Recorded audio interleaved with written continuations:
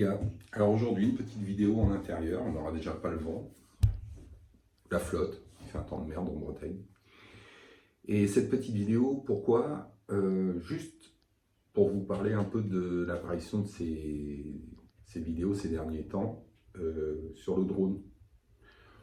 Qu'est-ce que viennent foutre des vidéos sur le drone sur ma chaîne, ma petite chaîne où depuis le début je vous présente des essais de carabines, de pistolets, PCP, CO2. Pourquoi ces vidéos sur les drones dernièrement? Alors ce qu'il faut savoir, c'est que le drone en fait c'était un petit loisir antérieur à la carabine, ça vous n'êtes pas forcé de le savoir. Et donc je vais vous expliquer pourquoi, comment, pour ceux que ça intéresse. Attention, je ne suis pas un pro, hein, ça va être très light. Mais comment l'envie de mettre ces petites vidéos, de les partager avec vous, cette envie, comment elle est arrivée dernièrement. Voilà le but de la vidéo. Alors on commence. Pardon. Alors déjà pour commencer, à la base, il faut savoir que je suis un mec comme les autres, un mec lambda. Enfin comme les autres, je ne sais pas, mais du moins, je ne pense pas être le seul dans ce cas-là. J'ai pas une passion définie dans la vie. J'ai jamais eu, moi, j'ai jamais été quelqu'un à avoir une passion bien définie, un but. Et je suis assez éclectique, ouvert. Et il y a quelques années, donc, c'était pendant le confinement, le putain de Covid, là, donc 2020. Ben, j'étais comme tout le monde, hein, on se faisait chier. J'ai vu, je regardais pas mal de vidéos sur YouTube, etc. Et puis voilà, je ne sais pas ce qui m'est passé par la tête, vidéo de drone. Et là, j'ai commencé à regarder des vidéos sur les drones. Bon, je vais vous la faire rapide. Parmi toutes ces vidéos, il y a toutes sortes de drones, il y a plusieurs marques de drones. Moi, je ne suis pas un spécialiste, mais je regarde un peu, etc. Il y a une marque qui sort du lot qui s'appelle DJI. Donc, ce sont 3 initiales, D comme Denis, J comme Jérôme et I comme Isidore, donc DJI. Et c'est une marque qui sort du lot, on la retrouve, qui a toute une gamme de produits et qui est réputée vraiment pour être très fiable. Alors forcément, il ne fallait pas que je tombe sur ces vidéos-là, parce qu'en général, comme je suis un compulsif, j'ai vu ces vidéos et j'ai commandé un premier petit drone, un Mavic Mini, qui était l'entrée de gamme. Et puis bah voilà, de fil en aiguille, on a continué. Je vais essayer d'être assez clair. L'erreur dans beaucoup de cas, quand on veut commencer une activité comme ça, on commence par quelque chose de tout petit. Alors le premier, il est là. Voilà. Je peux vous le faire voir, il est là. C'est un Tello. De mémoire, c'est fabriqué en collaboration avec DJI aussi. Alors ça, vous mettez juste, ça se commande avec votre téléphone, vous mettez une application sur votre téléphone, et puis c'est la téléphone qui sert de radiocommande. Il n'y a même pas de radiocommande vendue avec. Mais bon, ça coûte 100 balles. Ça vole à, je sais plus, 30 mètres.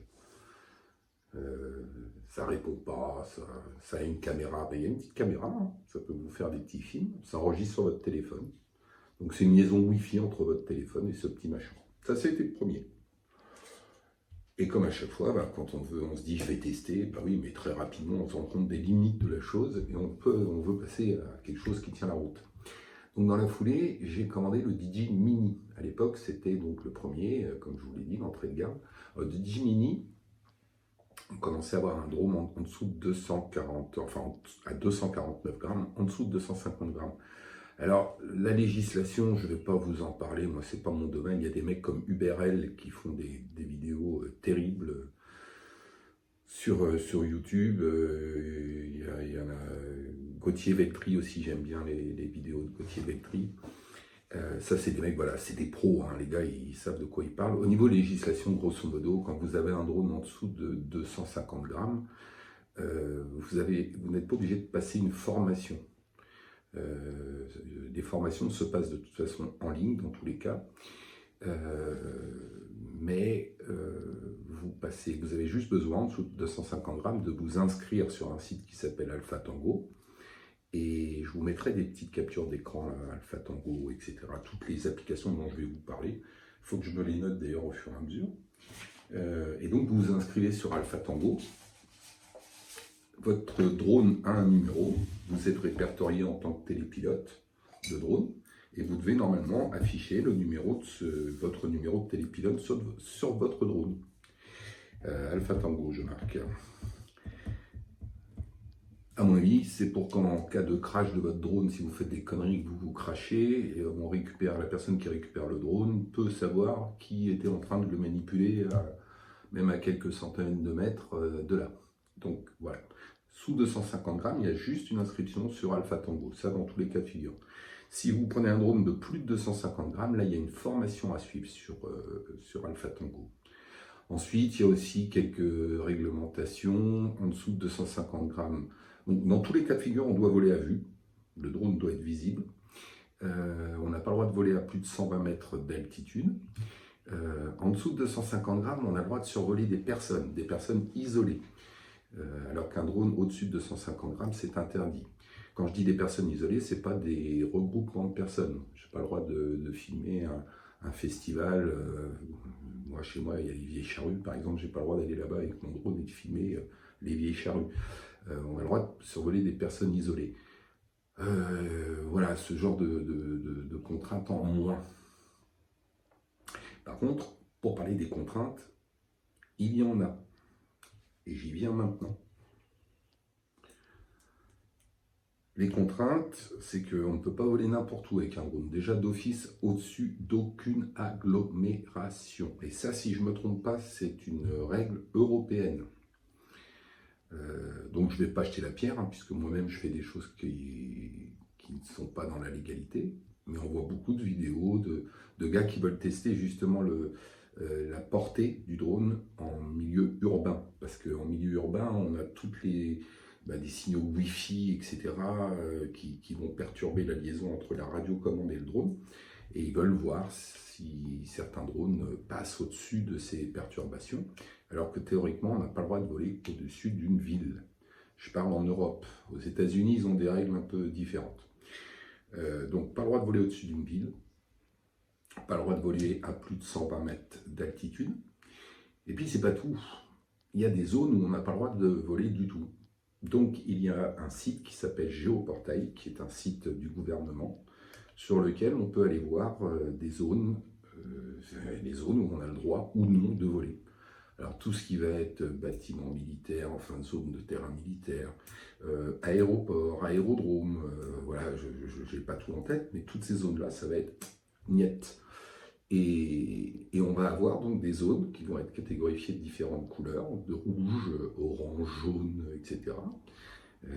Ça va décrescendo, et on va être limité. Alors dans les zones rouges, on n'a pas le droit de voler, et ensuite, suivant les couleurs, on va être limité en hauteur de vol. Donc ça va de 30 mètres de mémoire jusqu'à... on monte un peu, et puis dans les zones libres, on est à 120 mètres quoi qu'il arrive. Donc ça, c'est le site Géoportail, dont je vais vous mettre quelques images maintenant. Tiens, je vais vous en parler maintenant de Géoportail. Alors le site Géoportail, le voilà. On y est là, en plein dessus. Donc voilà, c'est ce que je vous disais, toutes les zones rouges, négatif. Après, on peut zoomer, chercher directement un lieu, une adresse. Et l'application, donc il existe sous forme d'application sur votre téléphone, qui va vous géolocaliser quand vous êtes sur un spot, sur un endroit où vous voulez filmer. Et vous allez voir apparaître ces couleurs. Alors on peut voir que par exemple, moi dans mon cas, en baie de Saint-Brieuc, dans les Côtes d'Armor, on a ce grand rectangle-là. Pourquoi ? Parce qu'on a un petit aéroport. Alors, je dis aéroport, je serais tenté de dire aérodrome, vu son utilité et le peu de passage et d'utilisation de cet aéroport. Bref, et voilà. Et là, on a une zone rouge, donc interdiction de voler. Là, on va descendre. On est à 30 mètres. Là, c'est carrément interdit. Donc, comme je disais, ici, on est limité sur une zone d'une altitude pardon, de 30 mètres. Là, on descend encore un cran. Hop, s'il veut bien, on arrive à 60 mètres. Là, on arrive à 100 mètres. Voilà, on est bloqué. Toute cette zone-là, on est limité. Et après, on a en rouge, en rouge, grosso modo, tout ce que vous voyez en rouge, ce sont les agglomérations pures, hein. Et quand on est hors d'une zone date de la prise aérienne, là il ne me dit pas. Mais ce que l'on sait donc, c'est que quand on est hors d'une zone rouge ou d'une autre couleur, hein, toutes ces zones-là, là, on est limité à 120 mètres puisque c'est la limitation classique. Voilà cette zone géoportail. Donc au final, vous voyez que le bord de mer, par exemple, chez moi, tout le bord de mer, il est bien rouge. Il est bien rouge, pourquoi? Parce que premièrement, il y a toute cette zone-là, qui est l'espace aérien. Et puis après, le bord de mer, en Bretagne, comme beaucoup de bords de mer, il est assez peuplé. On a pas mal de petites villes qui s'enchaînent les unes, des petits ports qui s'enchaînent les uns après les autres. Donc ça, c'est la première contrainte qui, quelquefois, peut être assez pénible. On ne fait pas ce qu'on veut avec un drone. Et je serais tenté de dire qu'il faut même faire gaffe à ce qu'on fait, hein. Parce que si je vous raconte rapidement une petite anecdote, 120 mètres, si j'ai bien compris, c'est la... Attendez, je coupe l'enregistrement de la carte et je reviens vers vous. Là.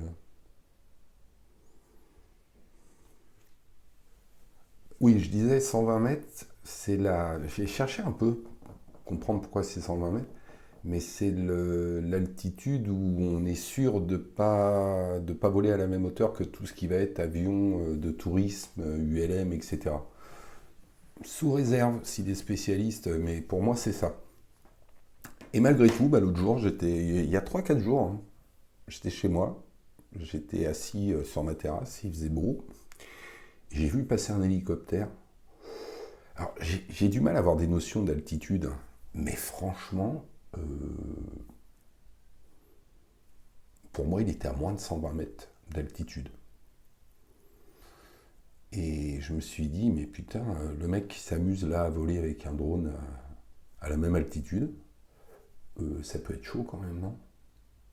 Je veux dire, un hélico qui se prend un drone dans la tronche. Bon, les petits drones comme le Mini, celui que je vais vous faire voir pour conclure, mais même dans les pales de l'hélico, enfin, c'est assez flippant quand même. Donc, faut pas déconner. Enfin, après. Mais je sais que j'ai pris conscience de certaines choses. Faut pas déconner, quoi. Et voilà pourquoi aussi toujours voler à vue.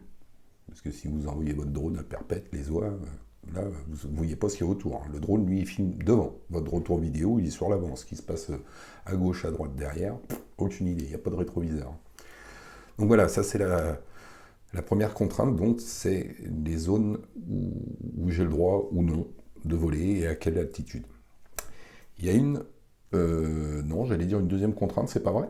Il y a une deuxième application très utile par contre, parce que on peut appeler ça une contrainte, c'est la météo. C'est la météo. La météo, un drone, forcément, surtout un petit drone de moins de 250 grammes, il est sujet au vent. Donc là, c'est là qu'il faut faire attention aussi quand vous choisissez un drone.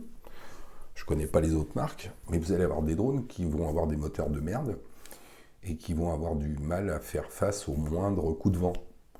DJI est assez balèze. Un petit drone, l'entrée de gamme de DJI, donc le Mini 2 SE maintenant. Donc ce petit Mini, il encaisse quand même des vents de 35-36 km/h.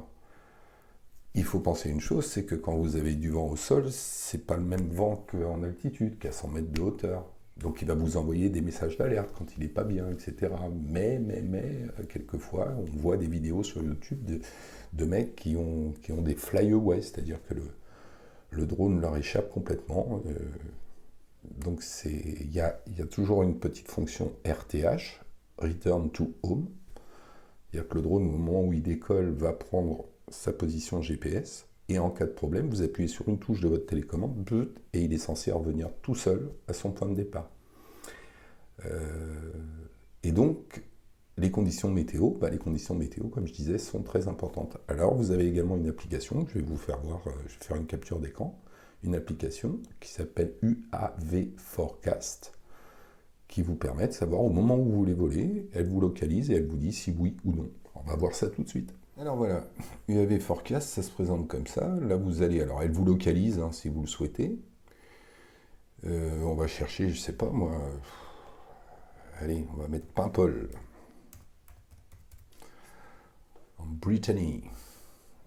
Et voilà ce qu'elle vous sort. Là, elle vous dit, aujourd'hui, là, Paimpol, vous oubliez.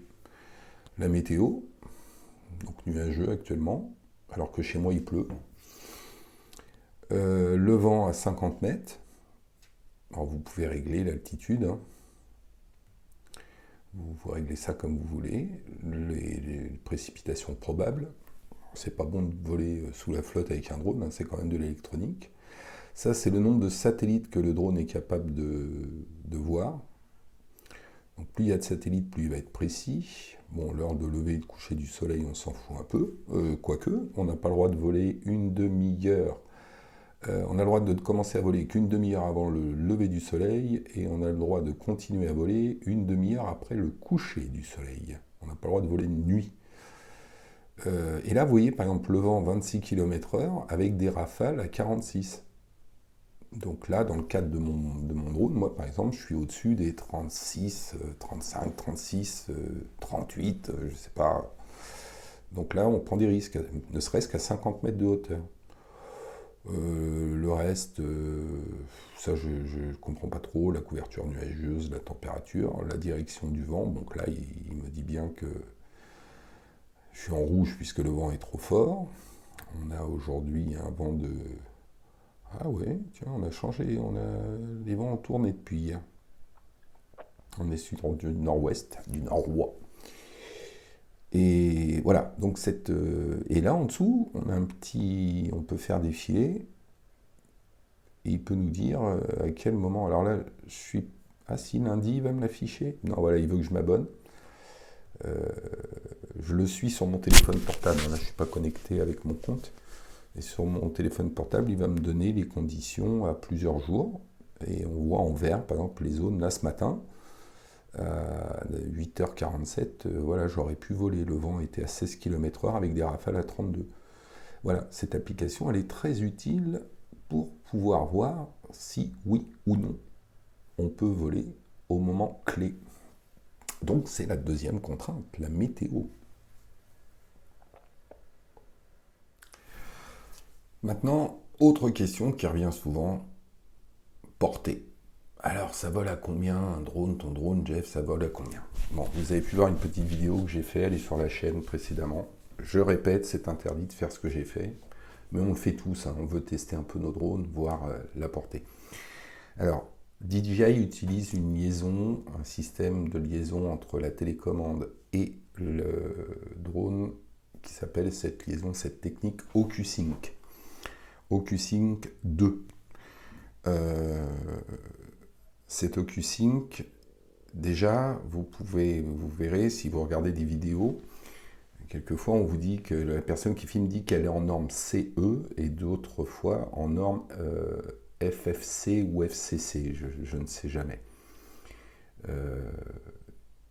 C'est une norme, nous en Europe on est limité, c'est-à-dire que de manière logicielle, le drone est limité. Grosso modo, aux États-Unis, ils sont hors limite, FCC ou FFC, et ils sont illimités, et DJI annonce ces drones ayant une portée de 10 km. Nous, en Europe, avec la norme CE, nous sommes limités à 6 km. Tout ça, c'est purement théorique, parce qu'il y a un deuxième facteur qu'il faut prendre en compte, c'est que vos drones fonctionnent avec une batterie. Et oui, et ces batteries ont une capacité.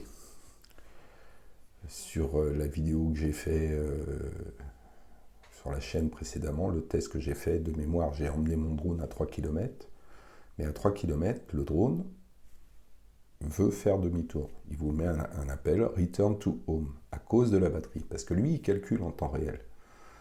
Il calcule le temps, l'usure de la batterie, la diminution de la capacité, et il calcule le taux de pourcentage de batterie qu'il lui faut pour rentrer.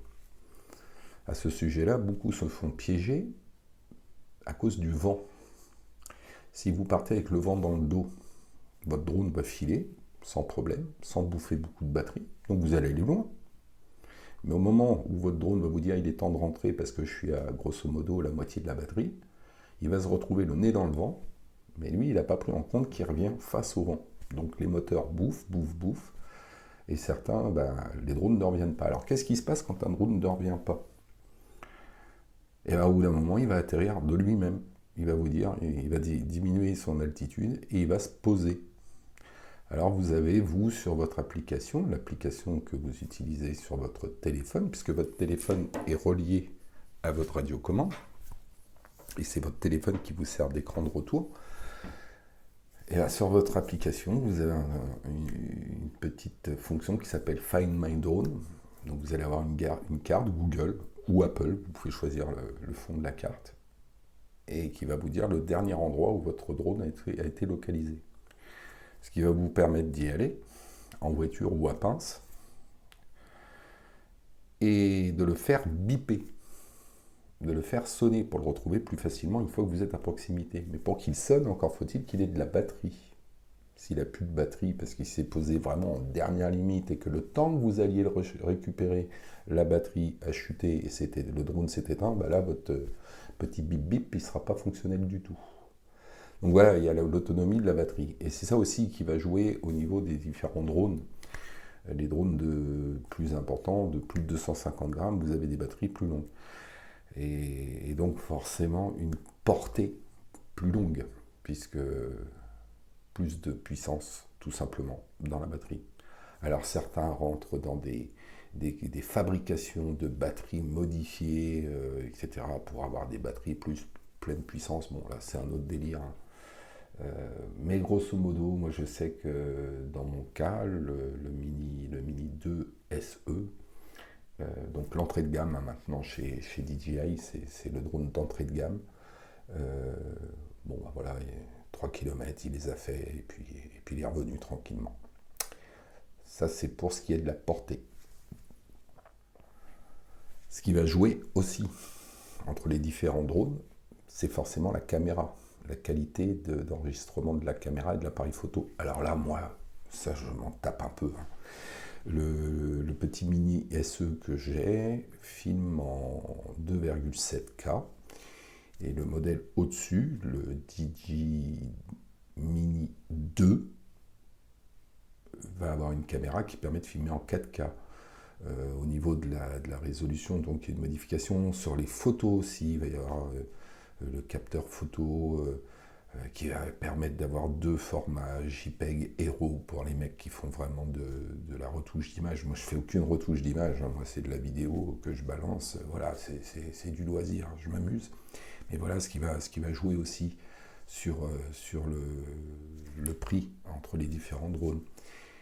Vous avez des drones maintenant chez DJI, même dans la catégorie des mini, des moins de 250 grammes. Le DJI Mini 3 a une caméra à l'avant qui va être capable de filmer à la verticale pour tous les gens qui veulent balancer des vidéos sur des sites comme TikTok ou je ne sais quoi, enfin bref, qui prennent des vidéos à la verticale. Voilà ce qui va jouer. Mais grosso modo, au niveau liaison maintenant, il faut de l'OcuSync, mais DJI a arrêté son Mini 1 qui avait une liaison Wi-Fi, que j'ai possédé d'ailleurs à une époque. Bon là, la liaison était merdique. Dès que vous passiez derrière un arbre ou derrière...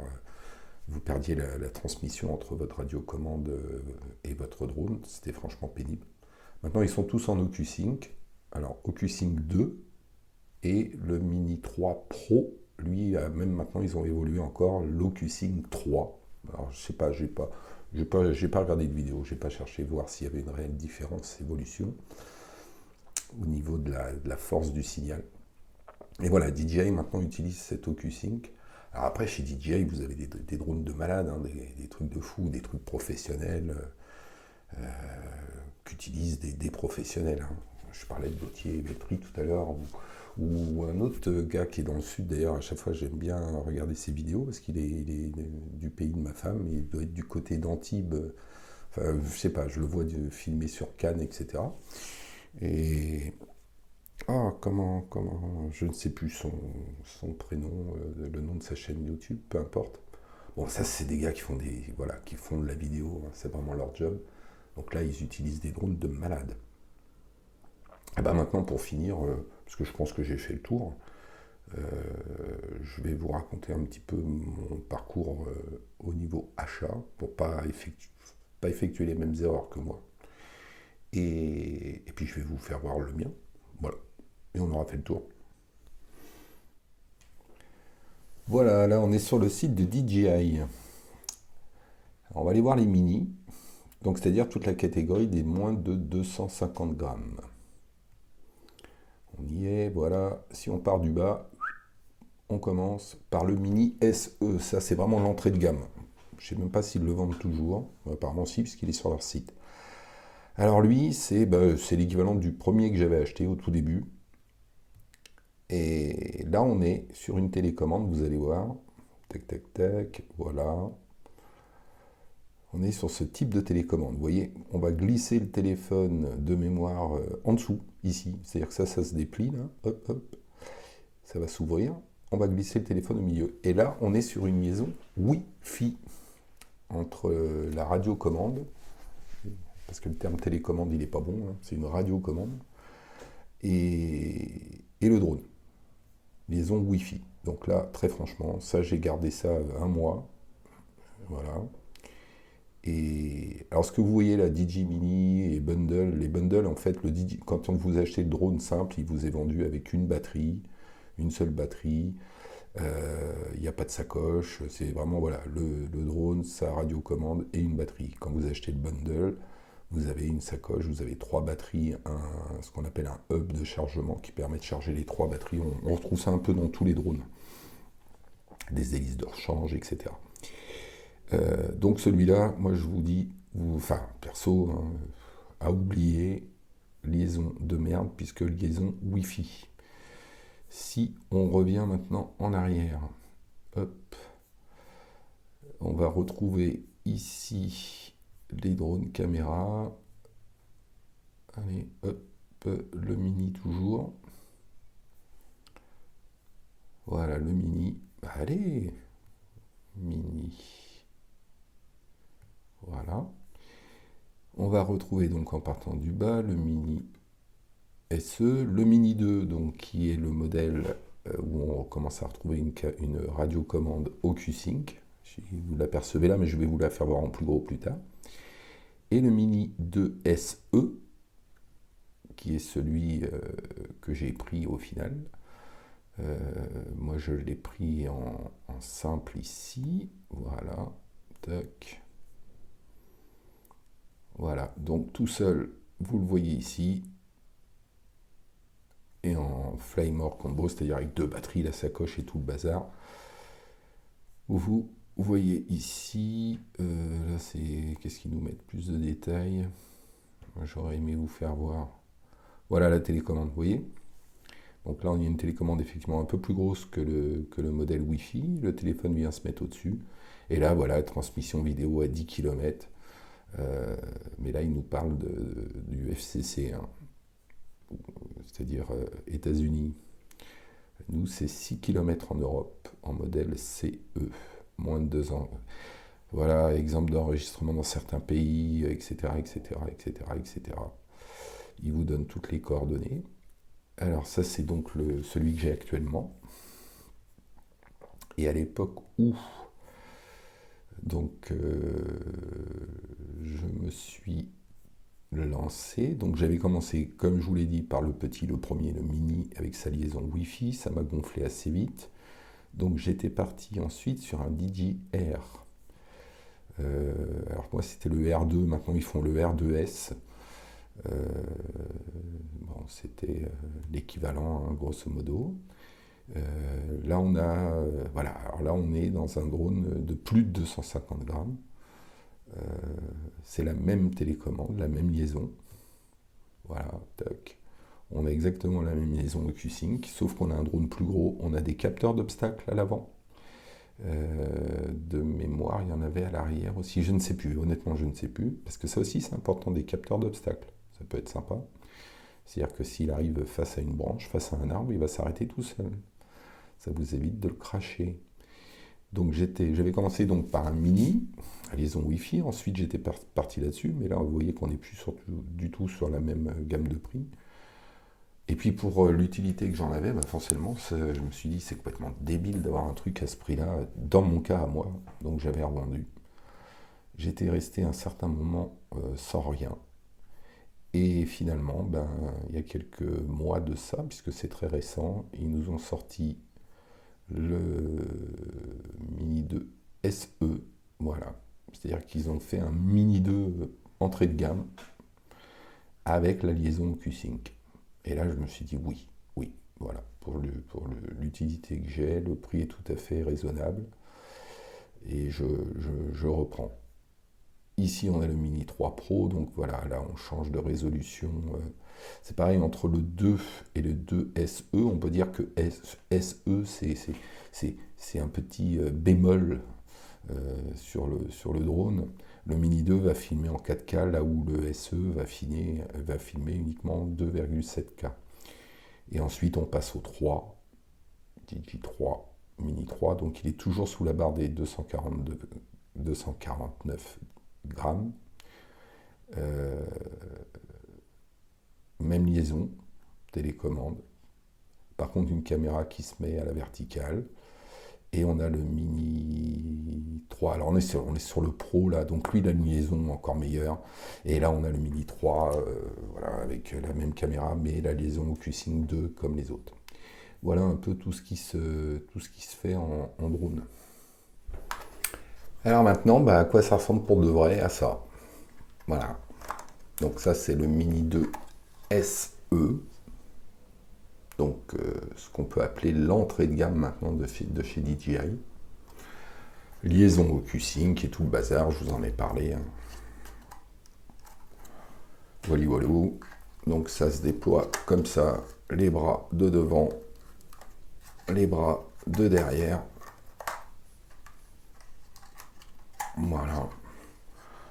On vient glisser ici à l'arrière une batterie. Donc grosso modo la batterie, vous comptez 20 minutes de vol pour être sûr de votre coup. Toc, ça vient se glisser là. Ensuite, on l'allume en dessous. Là, il y a la protection de la nacelle, c'est-à-dire de la caméra. Donc, voilà, une petite caméra stabilisée. Pour ce qui est de la qualité des images, vous avez pu voir, parce que beaucoup sont surpris. Bah oui, moi le premier, quand j'ai utilisé ces petits drones, je me suis dit, mais c'est du délire, la qualité d'image que ça arrive à faire avec un petit engin comme ça. Tac. Alors certains mettent des filtres, il y a vraiment, moi j'utilise ça, c'est le fun, mais on peut mettre des filtres pour la luminosité, etc. Et au niveau de la radiocommande, c'est ce type de radiocommande là. Voilà, que vous allez déployer ici. Ici, il y a le câble, vous allez glisser votre téléphone, votre portable ici, donc que ce soit Android ou iPhone.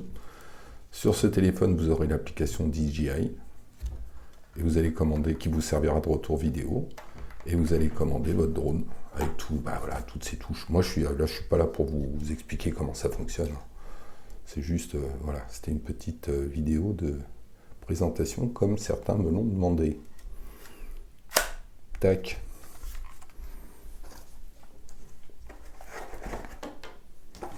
Et tout ça, ça se range dans une petite manette. Le drone vient là, et hop, ça se ferme et ça se balade facilement avec vous. Voilà, voilà, voilà. À quoi ça ressemble. Allez, une petite conclusion. Alors, conclusion. Déjà, j'espère que cette vidéo aura répondu à vos questions. Parce qu'en commentaire, j'avais pas mal de questions, donc j'espère que ça aura répondu à vos questions simplement, à ma façon à moi. Et je voulais vous expliquer un peu une chose toute bête, c'est qu'entre le tir à la carabine à plomb, pistolet à plomb, et la pratique du drone, dans mon cas personnel, en ce qui me concerne à moi tout seul, ah oui, on m'a dit que je parlais à la troisième personne comme Alain Delon, je sais pas, j'ai cherché à comprendre, bon bref. Et donc dans mon cas, ces deux pratiques, j'y retrouve un peu le même état d'esprit. C'est-à-dire que ce sont des moments, le tir, je suis dans mon garage, tout seul, j'ai ma cible en face de moi, et je tire, sereinement. C'est un moment alors vraiment un moment où je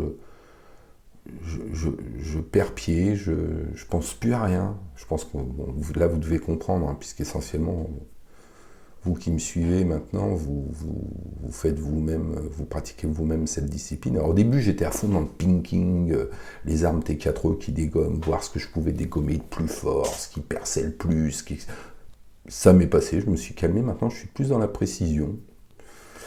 Et le drone, c'est un peu le même délire, dans le sens où quand je vais filmer avec mon drone, je vais déjà dans des endroits tranquilles, un champ, la plage. Quand je vais à la plage, c'est tout au bout de la plage, là où il n'y a personne, même si pour le moment on n'est pas emmerdé encore sur nos plages, il n'y a pas grand monde. Mais voilà, c'est un moment où je suis complètement déconnecté. Je fais mon vol. Alors, le drone, c'est 20-25 minutes, comme je vous l'ai dit. Alors, moi, j'ai 2 batteries, j'ai donc, on va dire, 50 minutes d'autonomie. Donc, c'est 50 minutes, grand max, où je suis tout seul et complètement déconnecté. Voilà. Ce sont donc 2 activités qui se rapprochent. Après, il y a toute la partie mise en ligne des vidéos, travail sur l'ordi, machin. Enfin, travail, moi, dans mon cas, c'est juste des montages, je coupe des trucs inutiles. Voilà, bon, ça, c'est pas ce que je préfère. Mais l'activité en elle-même, c'est vraiment cette zénitude. C'est un mot à la mode. Et dans les 2 disciplines, on la retrouve, cette zénitude, cette quiétude. Voilà, c'est plus joli, quiétude. Voilà, c'était la petite vidéo de ce dimanche gris, triste. Le pirate n'est pas avec moi, il n'a pas voulu sortir du garage, hein, il n'a pas voulu traverser pour revenir jusqu'à la maison. Mais il vous salue, il m'a chargé de vous le dire. Il m'a envoyé un message il y a tout à l'heure. Bon, un truc incompréhensible, hein, bien sûr, parce qu'il ne sait pas écrire. Mais il fait des signes, etc. Bref, mais il me fait comme ça, l'air de dire, tu dis bonjour aux potes, quoi. Je vous souhaite un bon dimanche, et puis à la prochaine. La prochaine, ça va être la réparation de la Stoger. On va pouvoir la réparer, enfin, la Stoger, grâce à Guillaume d'Armurerie Auxerre. Guillaume. Baptiste, excuse-moi, Baptiste. Grâce à Baptiste d'Armurerie Auxerre, ouais. Baptiste, il m'a bien démerdé là sur ce coup-là, et je tenais à le remercier. Je lui enverrai un petit message au moment de la vidéo où on fera le dépannage une fois qu'elle sera réparée, pour vous tenir au courant. Voilà, bon, allez, bon dimanche. Le pirate, moi-même, on vous salue, et n'oubliez pas que la Bretagne vous regarde. Ciao les gars, bye bye. Alain Delon vous salue. N'importe quoi.